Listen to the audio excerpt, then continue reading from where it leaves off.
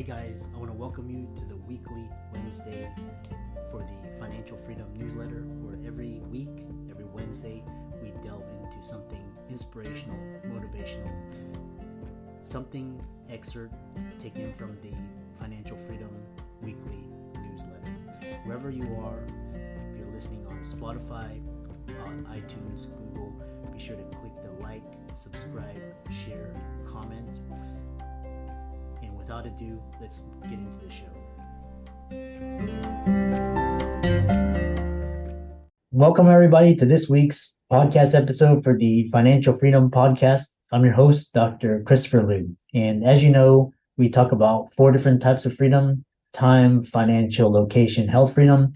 In that light, I'm always interviewing entrepreneurs, creators, thought leaders, getting those insights and sharing them with the audience. So today we have Brian Drake, and he's going to talk to us all about webinars, which is a very interesting way to build an audience, market, monetize, and it's going to be a great conversation. So Brian, welcome. Thank you so much, Chris. I'm excited to be on here and looking forward to the conversation. Yeah, I know, like I said, I'm always trying to interviewing people that are just doing things really novel, interesting. Tell us more about yourself, how you got started, and your company. So we'll kind of go back to the beginning.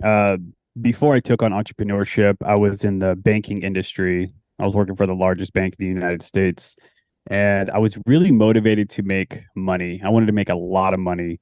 And as I got better at my job and as I started making, more than 6 figures a year, my level of happiness started to deplete. I kind of just found that routine life and just kind of doing the same thing week in, week out, it was a real struggle. And I became a really angry dude. And so about a year ago, I cashed out my 401k that I had put 10 years of my life into and began my journey of entrepreneurship. Now, like most entrepreneurs, which I believe some will agree to this, I started going down many different paths to try to reach financial freedom. At one point, I was a website designer, and then I was a brand strategist to try to help companies figure out who their audience was and what their values are. And then I was a storyteller, and then I was learning how to be a public speaker. And then I got into webinars. And I got into webinars because I wanted to take my ability to tell stories and try to help an entrepreneur reach their target audience through storytelling and try to add value to them by demonstrating a problem within a webinar format. And then at the end, try to offer some sort of product or service, which is part of, running a free webinar. So really, to answer your question, I'm doing webinars now because I want to bring something to market that I know somebody can get in front of, their target audience and try to actually sell their service. Yeah, very interesting. We know when the idea of a webinar comes to mind, it's really interesting, like podcasting, webinars, virtual summits. What's the value or what's the advantage of webinars over, a podcast or other mediums and formats? Oh, great question. So it's the closest thing you're going to have to like a live experience. There's something that is just different when you're experiencing something live than when you're experiencing something recorded. And a webinar is one of the greatest platforms that you can use to try to teach your audience something that is going to help improve their life in some sort of way, to try to help address a very specific problem. So to me, it's getting an audience full of people that can potentially be your target audience, and one, teaching them something, but then being live with them and be able to answer their questions. There's going to be people that are going to be going through it that may be interested in moving forward with whatever it is you're trying to sell, and being able to just message you in the chat and just be there live with everybody and interacting. It makes for one of the most powerful tools that somebody who's in business can use to try to actually sell whatever it is there is to a large audience. Yeah. And so, we'll get into the nuts and bolts, but what is your framework for a webinar? So the framework is in 4 parts, and I'll summarize each part. It's in a pretty quick way, but there's the introduction to it. There's what I call the transformation. There's the transition, and then there's the pitch. So let's start with introduction. Simply put, the introduction is focused on framing who the actual presenter is and the content that they're about to actually learn. The reality is this: whenever we don't know about somebody, we kind of assume from a bias standpoint, we look at them in a negative light. So the first thing we need to do is get everybody that's in that webinar to actually feel like the presenter is qualified to be there and that they have some sort of authority on the topic. Once they do that, then it's about letting everybody know this is what the information is going to be, this is what you're going to be able to do with it, and this is why it's going to be beneficial for you, and get them excited over the information. So a lot to it, but that's the introduction. And then the content is just step by step, whatever it is you're looking to teach them. And then you've got the transition, which the transition is just telling the entire audience, now that you've learned something of value, you can take things to the next level, and we can move on to, whatever the pitch is. And then it's all just about delivering the pitch. Yeah, very interesting. And always like these general frameworks. And then you also incorporate founder story and stories in your webinars. And why is that story important, and what's the framework that you use? So the framework for writing a founder story? Oh gosh. So the reason why it's so important is because people do business with people that they feel like they know. And the quickest way to feel like you know somebody is to know their story. So when you talk about a founder story, you're talking about just knowing who that person was and what potential problem came up that they decided to go into business and solve, and the journey that they've been on to try to help serve the audience and really make the audience feel like that they are understood, that they are basically one of them. Now, the framework to tell this story is kind of going through a series of questions. When it comes to telling a good story, it's all about, essentially how it's framed. So the first question is, when and where did the story take place? It's the first question you really want to ask. And then it's all about the hero, the main character. So what is it that they want, and what is getting in their way? So what do they desire, and what challenges in front of them? And then it's, what did they do about it? And this is kind of where additional challenges start to come up, because it kind of shows these are the things that they tried doing and had to overcome. And then it comes to how did it end? So what was the result of that? The hero in the end, what did they learn? And then that's essentially it. So at the end of the story, it's just, what was the big takeaway? What was the transformation? Who did the person become at the other end of that story? Yeah. And I feel like, if you have a really good story, and then plus you have a lot of value, and then you have your credibility that you're talking about, and then, can actually talk about increasing your sales a little bit later. But what's the most important part when creating the webinar? Is it the first part? Is it the content, what you're going to teach them? Tell us more. That's a good question. I mean, all parts to me, essentially are important. The least important part is the pitch and the transition. I would honestly say the most important part is the introduction. And, before we went into this, we had kind of talked about, just a bit of your backstory, right? Now, if you go into a webinar and your audience are people that are in, the medical field that have that same desire that you had at one point to transition out, if you start off your story by basically saying like, hey, I was you, here's my story, and this is the path that I took in order to get to where you want to go. And during this webinar, I'm going to be telling you step by step what I did.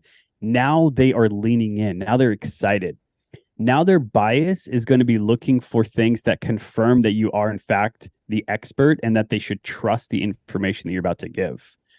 If not done well, then even once you get to the content, there's some people that may still be leaning in, but for the most part, everyone's just going to be kind of listening, but not really engaging in a really impactful way. And we need people engaged, because it's only when you're engaged can your life potentially change based off of information that was just presented. Yeah, I really like that first part where you're leading the audience and the listener. to, get them into your story, and then, really trying to get, resonate with their needs, their desires, their wants, their fears, and then showing them, there is a path, and there's a system. So the other thing is you talk about hosting webinars that convert. So, a lot of people that do webinars struggle to sell. What are some of the great elements of a good offer? So I got this from Alex Hermosi when it comes to creating a really great offer. In the main core of the offer, I mean, let's just kind of go through a couple things here. The first thing that can help sell an offer is price anchoring. It's putting into the audience's mind a very high price for whatever it is you're trying to sell and have that price in their mind. Let's say it's 10 grand. And then slowly getting it down to, let's say, your actual price, which let's say it's $800. But then you put that $800 value on some core piece of what you're trying to sell. And it could be that if you're creating an educational course, it's just the course itself.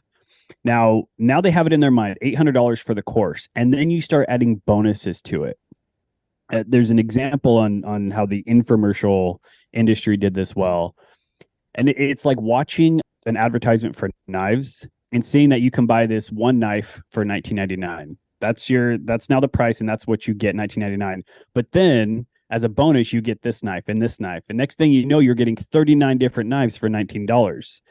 Now, they could have just said you get 39 knives for 19, but it wouldn't feel as valuable if you had said it that way than just saying the one knife is 19. And these is all the other great things that you're going to get. So in order to really create an offer that really converts, it's figuring out what is the core actual offer that the people in the audience are going to feel that there's value to, and then what bonuses can I stack on top of that, to really make them feel like, wow, I'm getting so much for such a little price. And then you hit them with a guarantee. Like for my business, I have a satisfaction guarantee. If you're not satisfied with the results that I get you get your money back. It's a pretty simple guarantee, but it lets the audience know that there's really no risk. They can move forward or, not. But if they do, they'll potentially get their money back. And then it's all about adding like urgency and scarcity. It's saying that I can only take on, let's say, 5 clients, for this particular offer.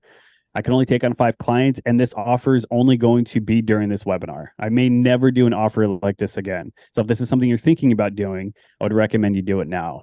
All these psychological things play a role into really having an incredibly effective pitch at the end of a webinar that gets people excited to buy, knowing that their life's only going to get better. So, yeah, I mean, this is really valuable, advice and how to really sell, via webinar.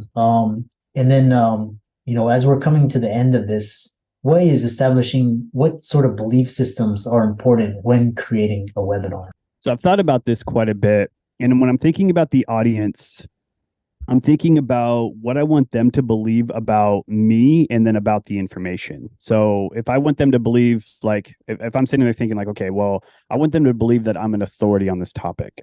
I want them to believe that the information is going to be valuable to them. I want them to believe that today's going to be worth their time.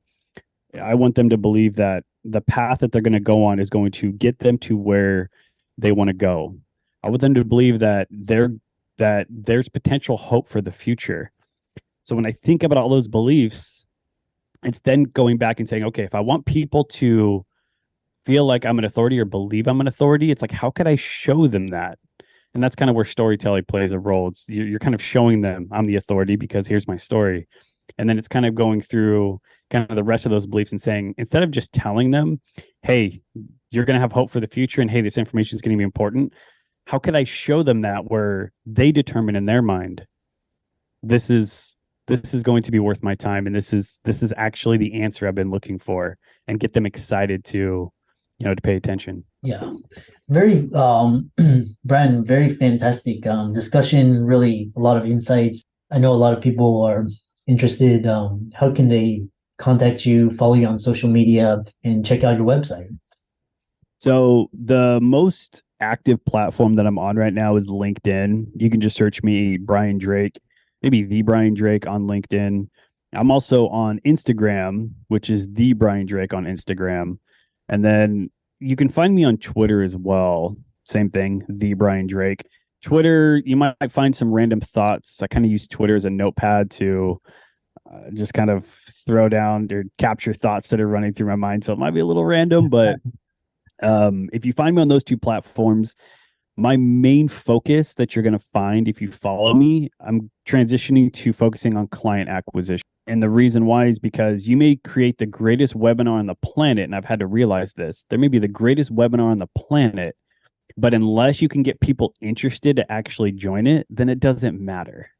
So I've been doing a lot of understanding and research on how can we most effectively get people even interested in the webinar in the first place, and then be able to capture them and try to get them to do business once they get there. Great discussion. Be sure to all of Brian's resources will be in the links and show notes. Be sure to check him out on Twitter, LinkedIn. With that, thanks for a great discussion, and thanks for coming on to the podcast. Thank you so much, Chris. I enjoyed it. Hope you have a great day. See everybody.